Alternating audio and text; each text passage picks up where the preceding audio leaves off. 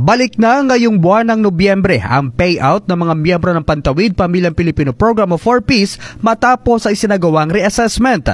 Sa isinagawang DSWD Weekend Report, sinabi na Assistant Secretary Romel Lopez na aasahang tuloy-tuloy ng muli ang pagtanggap ng payout ng mga nananatili sa listahan. Sakaling hindi man ngayong buwan ng Nobyembre, ay siguradong matatanggap na ito sa Disyembre. Anya sa ngayon ay patuloy pang inaayos ang proseso para maibalik ang mga pangalan na dati nang natag bilang non-poor. Ang payout ay otomatikong papasok sa cash card ng mga beneficiaries sakaling mai-release. Well, para po doon sa ating mga kababayan na kabilang po doon sa sabihin nating mapapabilang muli o ma-retain sa ating 4Ps program, magtutuloy-tuloy po ang inyo pong payout. Asahan nyo po, within this month, maaari na po yan. Or later po, pinaka-late na po niya December. Maaari pong mag-payout na po yan. Sabay-sabay po ito, possible within the month, doon sa ma-retain po sa ating 4Ps program.